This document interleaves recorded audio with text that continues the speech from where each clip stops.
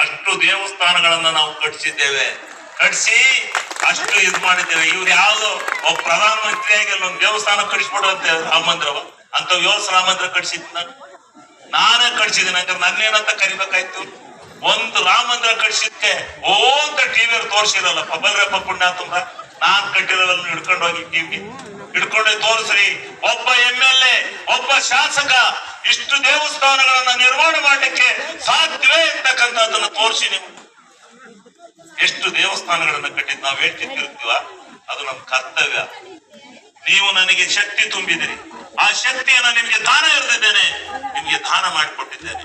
ಆ ಕೆಲಸ ಮಾಡ್ತಕ್ಕಂಥದ್ದು ನಮ್ಮ ಕೆಲಸ ಅಂತಕ್ಕಂಥದ್ದನ್ನ ಈ ಸಂದರ್ಭದಲ್ಲಿ ಹೇಳಿ, ಇವತ್ತು ನೀವು ಯಾವುದೇ ಕಾರಣಕ್ಕೆ ನಿಮ್ಮ ಇನ್ನು ಮನೆಯಲ್ಲಿ ಹೆಂಗಸರು ಬರದೇ ಇದ್ರೆ, ಯಾರಾದ್ರೂ ಮಹಿಳೆಯರು ಬರದೇ ಇದ್ರೆ ಎಲ್ಲರಿಗೆ ಹೇಳಿ, ಈ ಸಾರಿಯ ಗೆಲುವು ಸ್ತ್ರೀ ಶಕ್ತಿಯ ಗೆಲುವು. ಈ ಸಾರಿ ಕಾಂಗ್ರೆಸ್ ಈ ರಾಜ್ಯದಲ್ಲಿ ಗೆದ್ರೆ ಅದು ನಿಜವಾಗ್ಲೂ ಸ್ತ್ರೀಯರ ಪ್ರಾಬಲ್ಯ, ಸ್ತ್ರೀಯರ ಆಶೀರ್ವಾದ ಅಂತಕ್ಕಂಥದ್ದು ಸಾಬೀತಾಗುತ್ತೆ. ನಿಜವಾಗ್ಲೂ ನಂಬಿಕಸ್ತರು ಮಹಿಳೆಯರು ಕೊಟ್ಟ ಮಾತಿಗೆ ತಕ್ಕಂತೆ ನಡೀತಾರೆ. ಕೊಟ್ಟ ನಾವು ಏನು ವಾಗ್ದಾನ ಮಾಡಿ ನುಡಿದಂತೆ ನಡೆದು ಆ ನುಡಿದಂತೆ ನಡೆದದಕ್ಕೆ ಇವತ್ತು ಸ್ತ್ರೀಯರೆಲ್ಲ ಸೇರಿ ನಮ್ಗೆ ಆಶೀರ್ವಾದ ಮಾಡಿದ್ದಾರೆ ಅಂತ ಮುಂದೆ ನಂಬಿಕೆ ಮಾಡಿ ನಿಮ್ಮೆಲ್ಲರನ್ನ ಮತ್ತೆ ನಿಜವಾಗ್ಲೂ ನಿಮ್ಮ ಎಲ್ಲ ಚಿಂತನೆಯನ್ನ ಮಾಡ್ತಕ್ಕಂಥದ್ದಕ್ಕೆ ಕಾರಣೀಭೂತ ಆಗುತ್ತೆ. ಆ ನಿಟ್ಟಿನಲ್ಲಿ ನೀವೆಲ್ಲರೂ ಸಹ ದಯಮಾಡಿ ನಿಮಗೆ ಕೈ ಜೋಡಿಸಿ ಸಾಷ್ಟಾಂಗ ಪ್ರಣಾಮಗಳನ್ನ ಮಾಡಿ ಬೇಡ್ಕೊತೀನಿ. ಶ್ರೇಯಸ್ ಪಟೇಲ್ ರವರನ್ನ ಕೈ ಬಿಡಬೇಡಿ, ಕರ್ಕ ಬಂದು ನಿಲ್ಸಿದ್ದೇವೆ, ಕೈ ಬಿಡಬೇಡಿ. ನೀವ್ ಹೇಳ್ದಂಗೆ ಕೇಳ್ತಾರೆ, ಒಳ್ಳೆ ಯುವಕ ಇದ್ದಾನೆ. ಅವನು ಈ ಕನ್ನಡದಲ್ಲಿ ಅಷ್ಟೇ, ಅವನಿಗೆ ಕನ್ನಡದಲ್ಲಿ ಬರೆಯಕ್ ಬರಲ್ಲ, ಇಂಗ್ಲಿಷೇ ಮಾತಾಡೋದು. ಅಲ್ಲಿ ಪಾರ್ಲಿಮೆಂಟ್ ಅಲ್ಲೂ ಭಾರಿ ಚೆನ್ನಾಗಿ ಇಂಗ್ಲಿಷ್ ಮಾತಾಡ್ತಾನೆ. ನೀವೇನು ಹಂಗಂತ ಹಿಂಗ ಅವ್ನು ನೋಡಕ್ಕೆ ತಿಳ್ಕೊಬೇಡಿ, ಅಲ್ಲಿ ಹುಟ್ಟು ಉರಿತಾನೆ ಇಂಗ್ಲಿಷ್ ನಲ್ಲಿ, ಗೊತ್ತಾಯ್ತರ? ಅದರಿಂದ ಅಂತ ಒಂದು ಚಾಕುಚಕ್ಯತೆ ಆ ಮನುಷ್ಯನಲ್ಲಿದೆ. ಅದಕ್ಕೋಸ್ಕರ ಆಯ್ಕೆ ಮಾಡ್ಕೊಂಡಿದೀವಿ. ಅವ್ರನ್ನ ಆಶೀರ್ವಾದ ಮಾಡಿ ಕಳಿಸ್ಕೊಡಿ. ನೀವಿಷ್ಟೊಂದು ಮಹಿಳೆಯರು ಇಲ್ಲಿ ಬಂದಿದ್ದೀರಿ ಅಂದ್ರೆ 100ಕ್ಕೆ 100 ಭಾಗ ಶ್ರೇಯಸ್ ಪಟೇಲ್ ಗೆದ್ದಾಯಿದೆ ಅಂತ ನಾನು ಡಿಕ್ಲೇರ್ ಮಾಡ್ತೇನೆ. ಇವತ್ತು ನೀವೆಲ್ಲ ಇಷ್ಟು ಸಂಖ್ಯೆಯಲ್ಲಿ ಇಲ್ಲೇ ಅಷ್ಟೇ, ಅಲ್ಲಿ ಸಮುದ್ರದಲ್ಲಿ ಪೂಜೆ ಇಟ್ಟಿದ್ದು ಅಲ್ಲೂ ಆಗಿ ಬಂದಿದ್ರಿ ಅಂತಕ್ಕಂಥ ಮಾತನ್ನ ನಾನು ಈ ಸಂದರ್ಭದಲ್ಲಿ ಹೇಳಿ, ಗಾರ್ಮೆಂಟ್ಸ್ ಇರ್ಲಿಲ್ಲ ಅರಸೀಕೆರೆನಲ್ಲಿ, ದೇಶ ದಿಕ್ಕುಗಳಲ್ಲಿ ನಾನು ಗಾರ್ಮೆಂಟ್ಸ್ ಅನ್ನ ಮಾಡಿಸ್ಕೊಟ್ಟೆ. ಇವತ್ತು ಮಹಿಳೆಯರಿಗೆ ಉದ್ಯೋಗ, ಇನ್ನೂ 2 ಇಂಡಸ್ಟ್ರಿಯಲ್ ಏರಿಯಾವನ್ನು ತರ್ತಾ ಇದ್ದೇನೆ. ಕರಕಲುಕ್ಕುಳದಲ್ಲಿ ತಂದಿದ್ದೇನೆ, ಮುಖ್ಯಮಂತ್ರಿಗಳನ್ನ ಕರ್ಕೊಂಡ್ಬಂದು ಶಂಕುಸ್ಥಾಪನೆ ಹಾಕ್ಸಿದ್ದೇನೆ. ಅಲ್ಲಿ 4 ಗಾರ್ಮೆಂಟ್ಸ್ ಗಳನ್ನ ಹೊಸದಾಗಿ ತರ್ತಾ ಇದ್ದೇನೆ.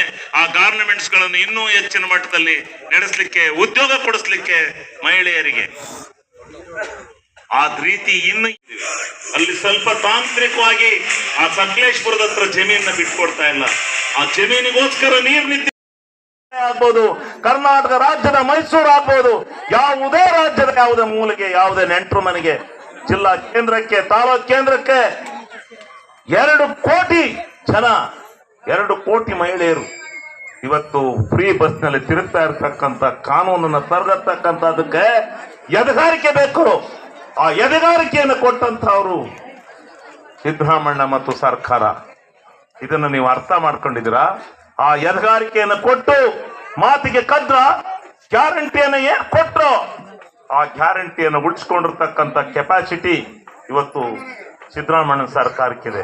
ಅವರು ಋಣ ತೀರಿಸ್ಬೇಕೋ ಬಾಡ್ರು? ಅವ್ರು ಮಾಡಿರ್ತಕ್ಕಂಥ ಅದ್ರ ಪ್ರತಿಫಲ ನೀವು ಕೊಡ್ಬೇಕೋ ಬೇಡವೋ? ನೀವು ಯೋಚನೆ ಮಾಡಿ. ಉಪ್ಪು ಕೊಟ್ಟರ್ನ ಮುಪ್ಪಿನ ತಕ ನೆನ್ಕೊಂತ ಗಾದೆ ಇದೆ. ಅಂತವ್ರಿಗೆ ಬಿಟ್ಟು ಹಚ್ಚೇ ದಿನೈ ಮೋದಿ ಅವರು ಹಚ್ಚೇ ದಿನೈ ಅಂದ್ರೆ ಮುಂದೆ ನಿಮ್ಗೊಂದಿನ ಒಳ್ಳೆ ದಿನ ಬರುತ್ತೆ. ಯಾವತ್ ಬರುತ್ತೆ ಒಳ್ಳೆ ದಿನ? ನೀವೆಲ್ಲ ಬ್ಯಾಂಕ್ ಅಲ್ಲಿ ಅಕೌಂಟ್ ಓಪನ್ ಮಾಡ್ಕೊಳ್ಳಿ. ಜನ್ಧನ್ 15 ಲಕ್ಷ ರೂಪಾಯಿಗಳನ್ನ ನಿಮ್ಮ ಅಕೌಂಟ್ಗೆ ಹಾಕ್ತೀವಿ.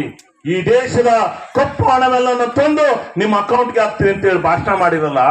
ನೀವೆಲ್ಲ ಹೋಗಿ ಬ್ಯಾಂಕ್ ಅಲ್ಲಿ ಅಕೌಂಟ್ ಮಾಡಿದ್ರಲ್ಲ, 5 ರೂಪಾಯಿ ಬತ್ತೇನ್ರಿ? 5 ರೂಪಾಯಿ ಯಾರು ನಡೆದಂತೆ ನಡೆದರು? ನೀವು ಯೋಚನೆ ಮಾಡಬೇಕು. ಇವತ್ತು ಹೇಳ್ತಾ